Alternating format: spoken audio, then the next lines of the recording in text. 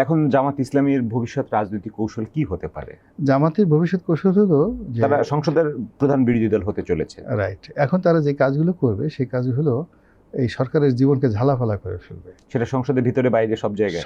তারা প্রথমত 2001 থেকে 2006 সন পর্যন্ত বিএনপি সরকারের যত দুর্নীতি অনিয়ম আছে এইগুলোকে বাজাতে থাকবে। তো সেটা তো ওই মন্ত্রিসভায় তো জামাত ইসলামীর দুইজন শীর্ষ নেতা তারা বলবে যে আমরা সেখানে ছিলাম কিন্তু আমরা তো এই কাজ করিনি। কারণ গত 17 মাসে বিএনপি যে কাজগুলো করেছে, মামলা করেছে, মোকদ্দমা করেছে, চাঁদাবাজি করেছে, মাঠ ঘাট সব কিছু দখল করেছে, এটা তো এখন এগুলো জামাতের জন্য ছেড়ে দেবে না, এগুলো তো চলতে থাকবে। এগুলো আবার আওয়ামী লীগের ডেকে এনে ফেরত দেবে না।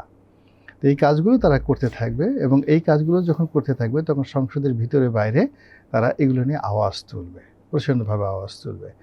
দ্বিতীয়ত হলো যে তারা সরকারের যে এই মুহূর্তে পাহাড় সম কতগুলো সমস্যা আগামীতে দেখা দেবে, যেমন ফাইন্যান্সিয়াল ক্রাইসিস রয়েছে, আনএমপ্লয়মেন্ট রয়েছে, বিদ্যুতের সমস্যা রয়েছে, হিউজ প্রত্যাশা। তো এই জায়গাগুলোতে তারা কথা বলবে, তাদের মতো করে কথা বলবে। এবং যেহেতু তাদের এখন বিশ্ববিদ্যালয়ের ক্যাম্পাসগুলো এখন পর্যন্ত তাদের দখলে,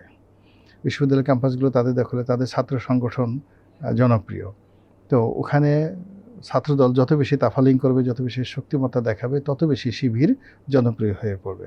ফলে এই যে তারা যে জায়গাটাতে শুরু করলো 68, তারা এই 68টিকে খুব রাতারাতি গিয়ে যদি 168 মানে 168 করে ফেলতে পারে পরবর্তী নির্বাচনে, এটা অবাক হওয়ার কিছু থাকবে না। তো কিন্তু যদি এমনও কেউ বলে থাকেন, যেটা হলো জামাত যদি বেশি এই যে বিএনপি সরকারকে বেশি সংসদের বাইরে সংসদের ভিতরে বেশি ঝালাপালা করতে চায়, বেশি অস্থিতিশীল অবস্থা তৈরি করতে চায়, তাহলে বিএনপি নিজেই আওয়ামী লীগকে ইনভাইট করবে কিনা, যেটা রাজনীতিতে আবার তারা সক্রিয় হওয়ার জন্য।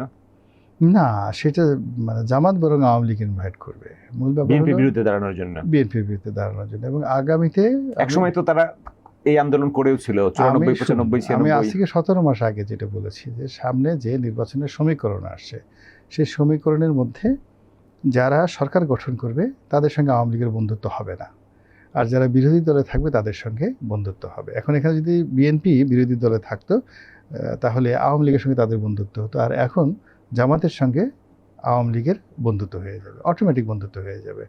এবং সেই দুইটো শক্তি যখন রাজপথে কাজ করবে, একসঙ্গে কাজ করবে, তো সেক্ষেত্রে বিএনপির জন্য এটা খুব অস্বস্তিকর হয়ে যাবে। এবং বিএনপি যদি সেই আগের আওয়ামী লীগের কায়দায় বা তাদের পূর্বের জমানাতে তারা যেভাবে দমন পীড়ন চালিয়েছে, তো সেক্ষেত্রে এখন মানুষের মন মানসিকতা এমন পর্যায়ে চলে আসছে, আর বিশ্ববিদ্যালয় যেগুলো আছে 1 সপ্তাহ বিএনপি দমন পীড়ন করে ক্ষমতায় সুস্থভাবে থাকতে পারবে না।